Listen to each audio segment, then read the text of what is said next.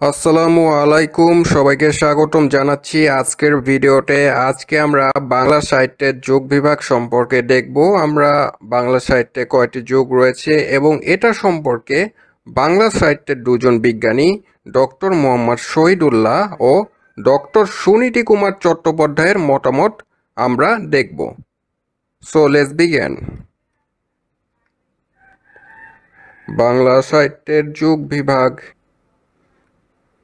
প্রাচীন যুগ, মধ্যযুগ, আধুনিক যুগ, এই তিন যুগে বাংলা সাহিত্য ভাগ করা হয়েছে। প্রাচীন যুগের ব্যাপ্তিকাল হচ্ছে 650 থেকে 1200, মধ্যযুগের ব্যাপ্তিকাল হচ্ছে 1201 থেকে 1800 এবং আধুনিক যুগের ব্যাপ্তিকাল হচ্ছে 1801 থেকে বর্তমান। আর ডক্টর সুনীতি কুমার চট্টোপাধ্যায় প্রাচীন যুগের অন্য একটি সাল বলেছে, সেটা 950 থেকে 1200। 1204 সালে ইখতিয়ার উদ্দিন মোহাম্মদ বখতিয়ার খিলজি বাংলা আক্রমণের পরে বাংলা সাহিত্যের প্রাচীন যুগের অবসান ঘটে বলে ধারণা করা হয়। তারপর থেকে মধ্যযুগ শুরু হয়, আর 1800 সালে ফোর্ট উইলিয়াম কলেজ প্রতিষ্ঠা হওয়ার পরে বাংলা সাহিত্যের আধুনিক যুগের সূচনা হয়। আর আছে হচ্ছে অন্ধকার যুগ।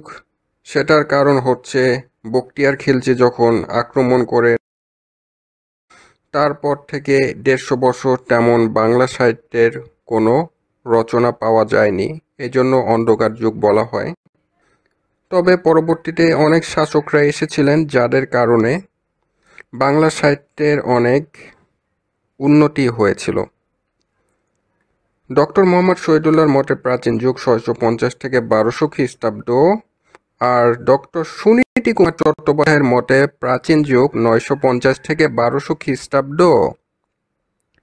আর অন্ধকার যেটা বললাম 150 বছর, সেটা হচ্ছে 1201 থেকে 1350।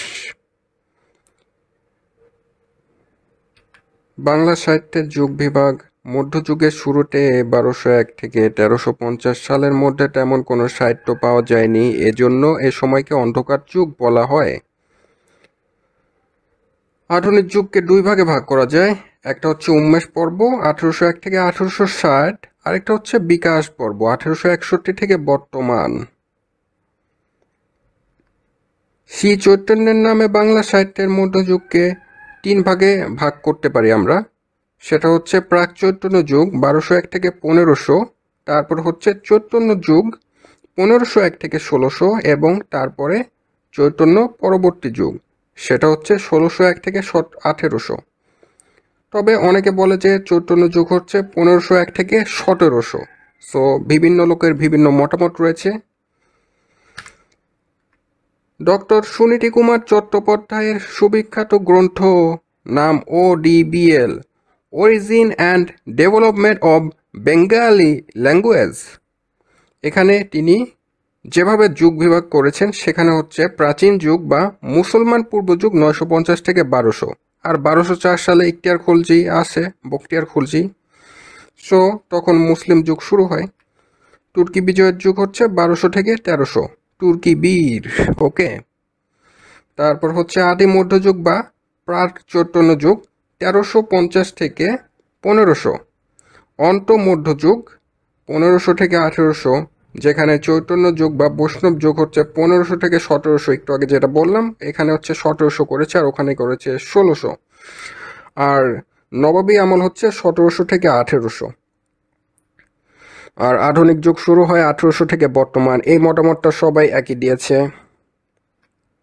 তারপর হচ্ছে ডক্টর মোহাম্মদ শহীদুল্লাহর মতে মধ্যযুগকে পাঠান আমল এবং মুঘল আমল এই দুটি ভাগে ভাগ করেছেন, 1201 থেকে 1576 এবং মুঘল আমল হচ্ছে 1577 থেকে 1800।